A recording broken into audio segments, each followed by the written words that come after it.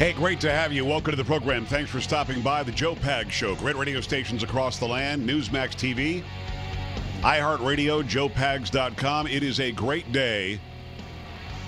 It's a Wednesday, which, of course, is actually a hump day. Start the week at the bottom of the hill on a Monday morning. Get through Monday, get through Tuesday, get through Wednesday. After Wednesday, straight downhill to the weekend from here. Let's check in with Fergate.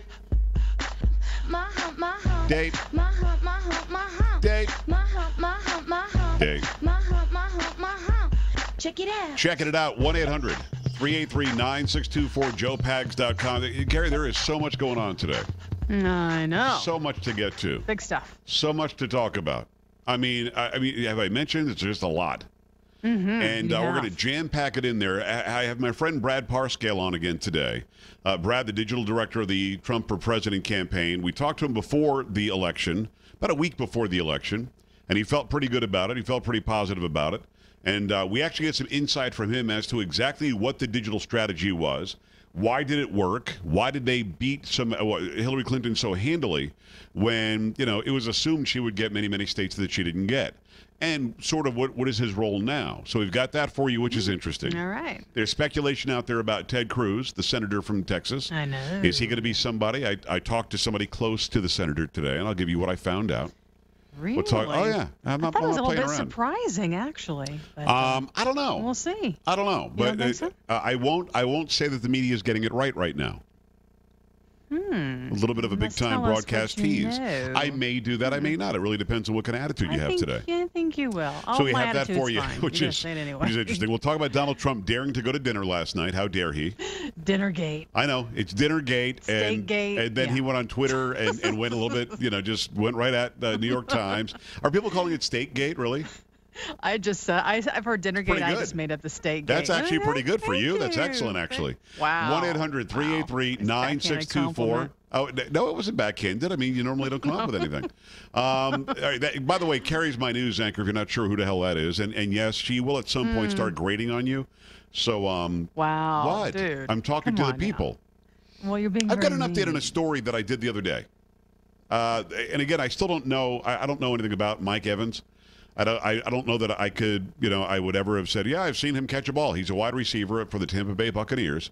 And he came out the other day, and you read this story. We actually played the audio from him, where he talked about how he sat down for the national anthem last Sunday because he was protesting the outcome of the election. Yeah.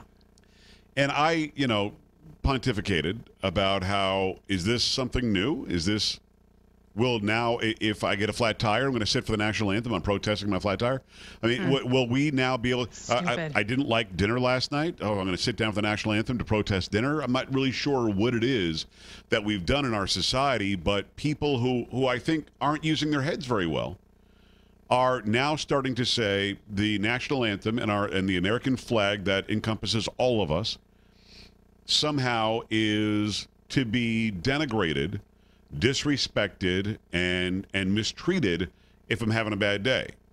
And I said, I don't know Mike Evans, but I got to tell you, man, this is stupid. I've never seen something so dumb that we're now every week going to figure out another reason why we should not stand for the national anthem. All right, so there's an update. You see the update? No, I didn't. This is the headline from the Tampa Bay Times.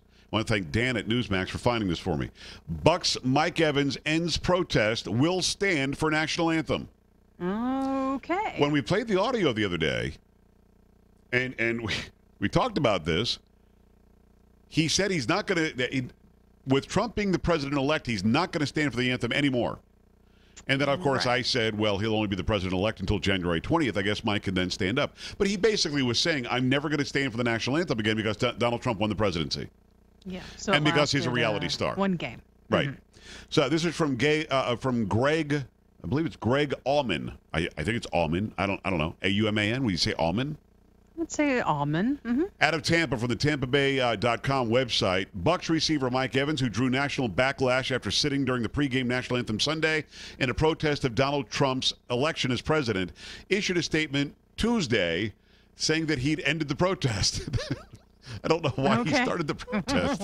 That's so stupid. Here's a quote from him. I will not sit again during the national anthem because I want to focus my efforts on finding more effective ways to communicate my message and bring about change by supporting organizations and movements that fight for equal rights for minorities.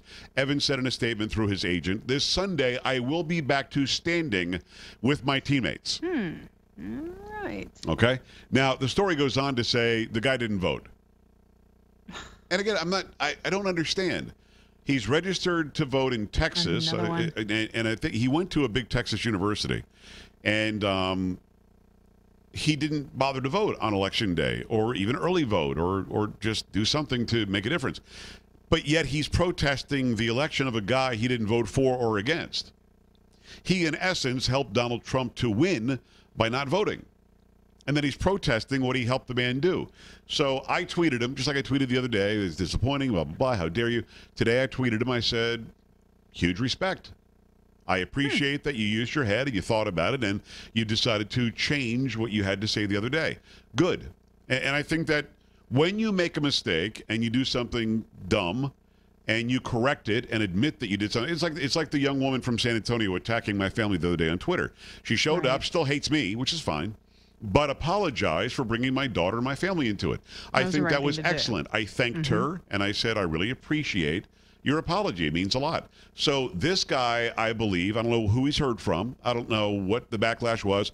I probably am the reason why he changed his mind again. Because I said it. And what? I'm going to say no. Pretty on that sure. one. I'm not sure. I think he might have No, I'm tweeted pretty sure because of Joe you were Pags. not I behind decided that. he probably, and if he didn't tweet it, he was thinking of tweeting that Pagsy on the radio really the reason why No, I decided think no. you've You're got it thinking no all on that. wrong. No. Can you please fill me in on Dinnergate? What did I miss? That it is so odd. I don't know what the big deal is. It's so odd that the media feels entitled to know every move the guy makes after they mistreated him for a year and a half, right? Yeah. Completely just excommunicated him from society. He's a something-ophobe. He's a something-ist. He's a xenophobic. He's everything. The guy's just no good. And they covered him as such that he's no good. Now that he's won the presidency, they think he's just going to say, we're good. It's okay. No. Doesn't work that way. No. So Donald Trump, what did he No. dare do last night? Well, he went out to dinner with his family. And now the press is saying there's not going to be any transparency in this, on his team. What are they talking about? I mean, is that the standard protocol where the president-elect, you have to let the press know don't know. every move you make? I don't know. I don't know if that is or not. I wouldn't think it would be. I'm but guessing- what's the big deal? I'm guessing if that's the protocol, he's decided to not follow the protocol. I mean, if That's that's what the I'm protocol, guessing. he's decided not a big deal, not something I'm gonna pay any attention to. Now, of course, we have a picture of Donald Trump. He went to some place called 21. Yeah. And he walked in and he's clapping and people are clapping for him and people are taking pictures and he sits down and he has a nice freaking meal with his family. I don't know. Why is that bad? Because he didn't notify the press beforehand. I mean, I don't understand. know, So the New York wow. Times actually sends this out, or this is a quote from the New York Times. The New York Times journalists are reporting around the clock to provide our readers with penetrating and comprehensive coverage of the incoming administration. We are incredibly proud of their work and will continue and will never alter, they said, our approach to reporting the facts without fear or favor as we have always done. Well, they have been doing it with favor, but favor for the left.